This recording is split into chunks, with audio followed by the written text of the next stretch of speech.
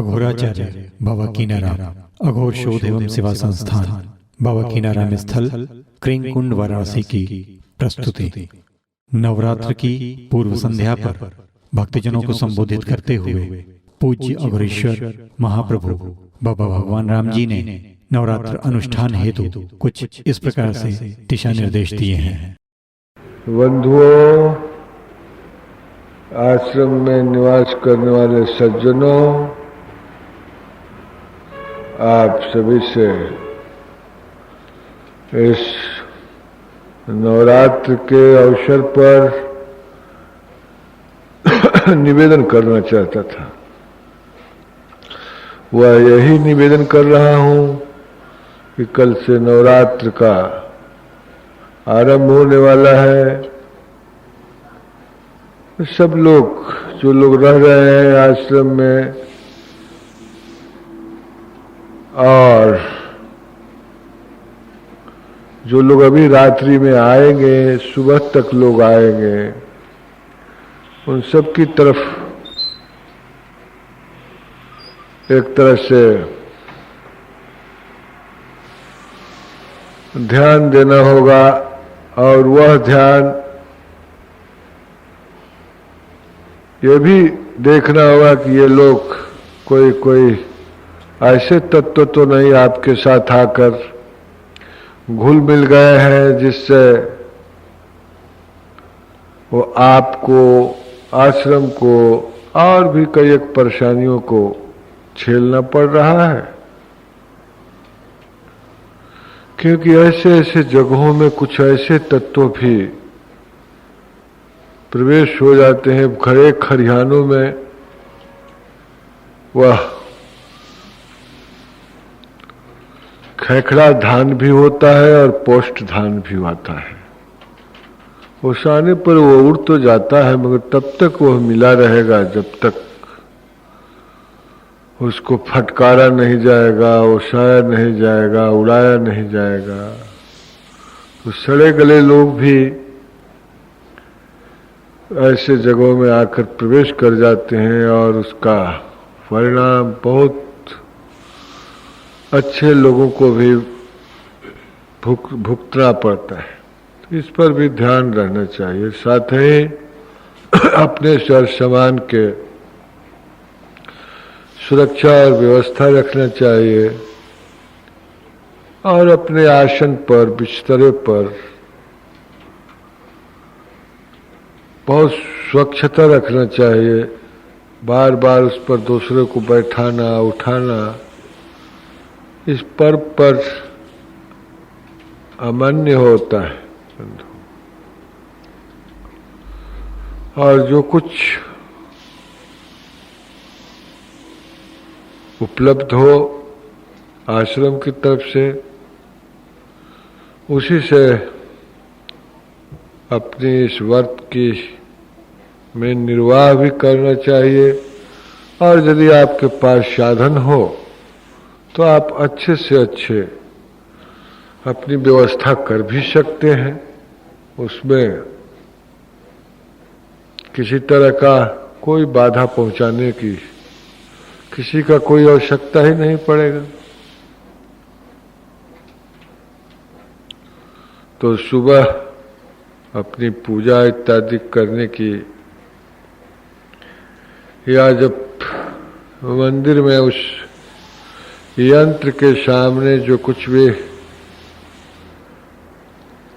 आवाहन उस प्राणमयी परमेश्वरी को किया जाएगा, उसके पश्चात उसे अभिषेक होगा, पूजन होगा, एक अखंड दीप जलता है और साथ ही साथ थोड़ा हम लोगों को भी अपनी मौन धारण करना चाहिए। तब तक एक दूसरे की उलूल जुलूल बातों से बचना चाहिए। इस सब पर भी ध्यान देना चाहिए।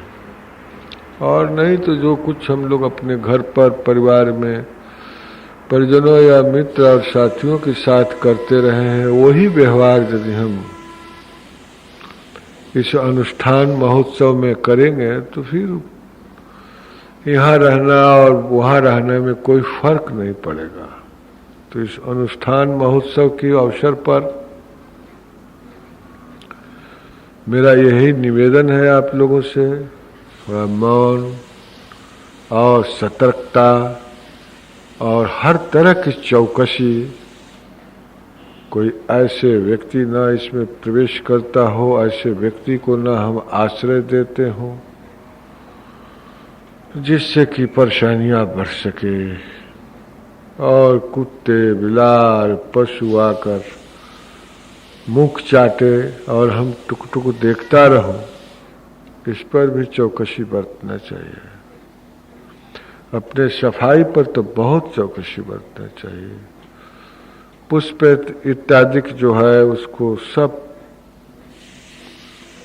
हमारा ही अधिकार नहीं है कि हम अकेले उसको तोड़कर, और सब जो फूल कुछ फूल यहाँ पर हैं आदर्श के लिए हैं, देखने के लिए हैं, वो सिर्फ चक्षु में अपने भरकर उस देवता पर चढ़ाने के लिए हैं, हाथ से कर से वो फूल तोड़ने के लिए नहीं है। जिससे आप किसी को तोड़ते देखें तो उसे आप उन पुष्पों को बारे में कुछ कहें कि नहीं ये नहीं तोड़ना चाहिए, चक्षु से ही आप उठाकर अपार फूलों को ले जाकर अपने देवता पर चढ़ाओ। स्नान इत्यादि करने के वक्त भी अपनी सावधानी बरतना चाहिए आदमी को। साथ ही कोई सामने कार्य हो, किसी के दुख सुख में शामिल होना हो, तो उस वक्त भी ऐसा नहीं कि वो काठ की तरह आदमी बना रहे और उसमें सहयोग न करे, और वो तकलीफ से मारा हुआ आश्रम में रहने वाला व्यक्ति वह परेशानी को उठावे, क्योंकि वो आश्रम में रह रहा है, हम लोगों के ही साथ है, हमारा बंधु है, हमारा भाई, हमारा सखा की तरह है, हमारा एक ही सदस्य है, परिवार है। वही इस वक्त 9 दिन तक हमारा परिवार रहेगा। ये देखना है कि इस परिवार में वह अब प्राणी तो नहीं प्रवेश कर रहा है जो बहुत ही अशोभनीय है, अश्लाघनीय है, निंदनीय है। इस सब पर भी ध्यान देना चाहिए। साथ ही साथ बंधो, अपने जप ध्यान धारणा जो आपसे पहले से बतलाया गया है वो तो सदैव चलता ही रहेगा। किस तरह के पुष्पों को भगवती के अर्पण करना है ये सब भी तो आपको ज्ञान ही होगा। लाल, सफेद, पीले लाल बहुत प्रिय होता है देवी को, सफेद शिव को प्रिय होता है, धतूर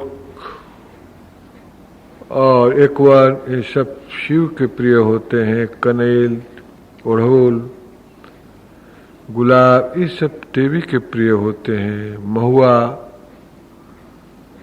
और सेमर का फूल ये भगवती को प्रिय होते हैं। और फूलों को अर्पण करने के भी एक अपना अर्थ रखता है। नीले फूल शांति के लिए होता है, पीले फूल मांगलिक कार्यों के लिए होता है, लाल फूल अश्रों को दहन के लिए होता है, उच्चाटन के लिए होता है। बंधु जैसे लाल झंडियाँ हुआ करती, तो किस फूल को हमको किस तिथि में किस नक्षत्र में चढ़ाना है ये सब भी ध्यान रखना चाहिए। कैसे जल को हम अपने आचवनी करेंगे, कैसे जल से हम तर्पण करेंगे और किस तरह से हम आचवनी और तर्पण दूब घास से और भी जो छोटे छोटे पुष्प जो कुछ हो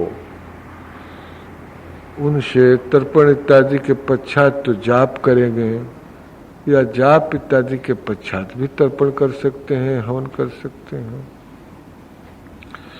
जो कुछ जिसकी विधि जैसा सीखा हो उस ढंग से भी वह कार्य को आप संपन्न कर सकते हैं।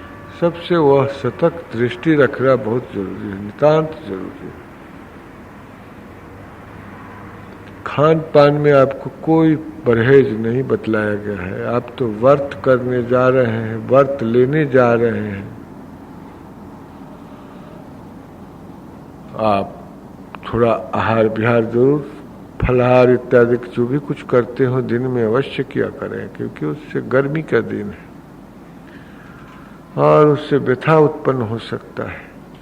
कोई और भी बहुत सूक्ष्म हो आहार हो, ठंडे चीज हो, उष्ण चीज से बहुत तरह की क्लेश भी पैदा हो सकता है। साथ ही आज की रात्रि से अपने प्रसाद वगैरह पानी के बाद मुंह को खूब धोना चाहिए। अपनी पाँवों को धोकर, हाथों को धोकर, मस्तकों को धोकर सोना चाहिए, अच्छे मन से कि हमारा सुबह हुआ बहुत ही दर्शनीय हो और हमारी सुबह मांगलिक हो और अच्छे प्राणियों की हमारी निगाह, पहला निगाह अच्छे प्राणियों पर पड़े, जो बहुत खुश प्राणी हो, प्रसन्न प्राणी हो। ये नहीं कि मुंह लटकाए दुख से व्यथित दुख का ही बात सुनाने के लिए वह आ उपस्थित हो। ऐसे लोगों से बराबर सतर्क रहना चाहिए, नहीं तो पूरा 9 दिन अमंगल में ही जीवन समय बीतता है। इधर की बात उधर की बात, ये सब लंदफंद से वंचित रहना चाहिए।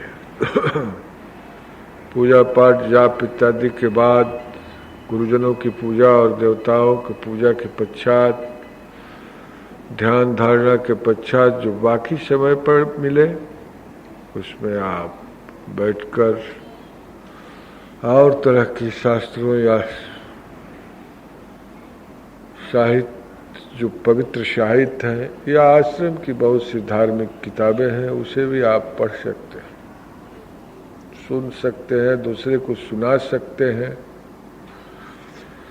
पढ़ने वाले से ज्यादा दूसरे को सुनाने वाले को बड़ा महत्व है, 100 गुना उसका पुण्य होता है। यदि ये भी कार्य आप कर सके तो अवश्य ही करें।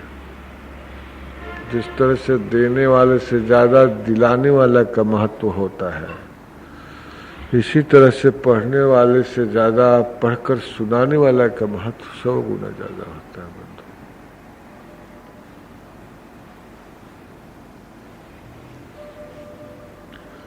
और जैसे जैसे 8 दिन का आपकी नवरात्र है, तिथि के अनुसार, और जैसे जैसे समय काल उसका बीतता जाएगा, जैसे जैसे आपकी अनुभव और चेतना जगता जाएगा, वैसे वैसे उसमें नए स्मृतियां जगती जाएगी और नए नए वस्तु आपको अनुभव होते जाएंगे। उसे आपको पास डायरी रखना चाहिए, एक चीज लिखने की, लिखना चाहिए। वह 9 दिन के बाद समीक्षा करना चाहिए, उस पर विचार नहीं करना चाहिए कि कैसे पदार्थ को किस सुबह मैंने देखा, उसका परिणाम दोपहर तक क्या हुआ, दोपहर के बाद संध्या के क्या हुआ, और इतने घंटे जो हमको अनुष्ठान के बाद जो से और यहाँ तक मिला, इन किन किन घंटों में, किन किन टाइम में, कितने वक्त में क्या क्या हमके सामने यह हो रहा है, कैसे ऐसे मनुष्य अचानक आ गए, इनकी भी अपनी उस क्या भाषा बोले, क्या इसके भी तुलनात्मक वो सब ढंग से उस पर नोट करना चाहिए। उसके बाद तो समीक्षा करेंगे, बहुत से इससे आपको ज्ञान मिलेगा, बहुत से इससे आनंद मिलेगा, सुख मिलेगा। तो मैं अब इससे अधिक आपसे कुछ नहीं आज कहूँगा, क्योंकि आप भी अधिक सुनकर अधिक जो है दिमाग में बहुत कुछ उड़ाने भरेंगे। और निष्काम चीज तो बहुत ही आनंददायक होता है बंधु, ये कौन नहीं जानता है। सब कुछ पूजा पाठ ध्यान धारणा किया हुआ को अपने इष्ट के अर्पण करने के पश्चात बचा हुआ जो अवशेष है वह गुरु के अर्पण करने के बाद उससे भी उत्पन्न हुआ जो पुण्य है उसे भी उस अर्पण कर दे। जो उसको भी देने के बाद जो कुछ मुझे उसकी उपलब्धि में मिल रहा है उसे भी अर्पण कर दे, तो यह महान उपलब्धि होता है बंधु।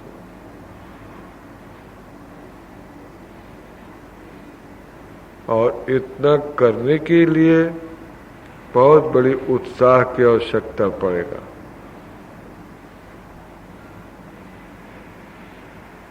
दान में दान दे और फिर दान दिए हुए के पुण्य मिले उसे भी दान दे तो तीनों लोक के आदमी जीत सकता है बंधु। ये महात्माओं की कथन भी है और शास्त्र का भी कथन है। आशा है कि मेरी बात सुने होंगे आप लोग। अपनी कल की सुबह की इस अनुष्ठान की पवित्र पर्व की इस अवसर पर आप बहुत संयम से काम ले गए और मांगलिक वनस्पतियों को वृक्षों को देखने की चेष्टा करेंगे, मांगलिक मनुष्यों को देखने की चेष्टा करेंगे, मांगलिक पशुओं को देखने की चेष्टा करेंगे, मांगलिक कृत्यों में लगे हुए ऐसे महान जनों की अभिवादन भी करने के लिए, और ऐसे जो लोग ऐसे में लगे रहते हैं उनकी अभिवादन करने में उस अपने देवता को ही अभिवादन करने का पुण्य होता है। और जो गुरु की प्रकृति में अपने प्रकृति को देखता है उसको अभिवादन करने के, गुरु की अभिवादन करने की शरीके होता है वो। आप तो बार बार सुने हैं कि भक्ति, भक्त, भगवान, गुरु, यह चतुर नाम बपू एक, ये चारों नाम एक ही बपू का है। भक्ति, भगवान और भक्त और गुरु।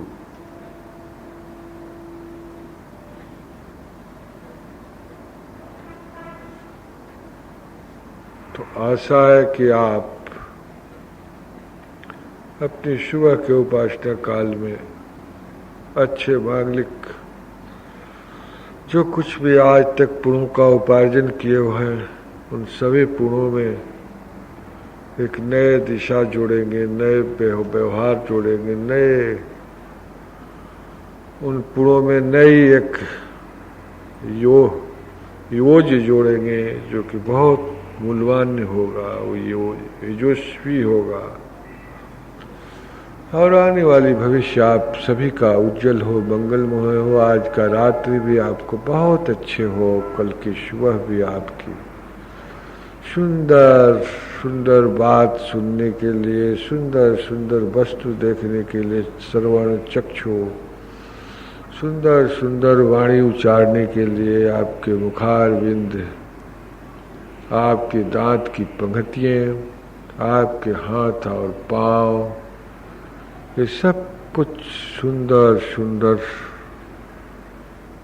और उस महान उस सुंदरता की तरफ जो स्नेह एवं प्रेम से भरा हुआ रहता है, जो वात्सल्य की मूर्ति है, उस प्रकृति में वात्सल्य की वात्सल्यत्व को प्राप्त करें।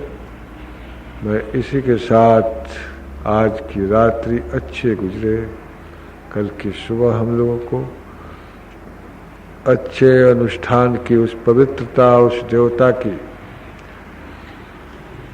किसी न किसी रूप में हमें सहवास हो और उस देवता को हम समझ सकूं और देवता के मेरे संग हो भले हम न देखें मगर उसकी संग हमको हो, वह हमें देखे। इसी के साथ हम लोग आज रात्रि की पहर को गुजार कर कल सुबह के बहुत मधुर हवा के साथ अपने उस अंतराल और अंतर आत्मा का जो प्रतिबिंब है, देवता जो वाह में जिसकी हम पूजा करेंगे, वो हमारा अभ्यंतर अंतर्गत हो। और मुझे आशा है कि आप लोग इसमें सफलता प्राप्त करें। मैं उस भगवती से भी प्रार्थना करते हैं कि जिनमें वह गुण और धर्म देखे, उन्हें भरपूर पूर्ण रूप से अपना आशीर्वाद दें। अच्छा, आप लोग अपने कार्यों में सफलता के चिंतन के लिए तत्पर हो। हम भगवती से प्रार्थना करते हैं, आपसे विदा लेते हैं।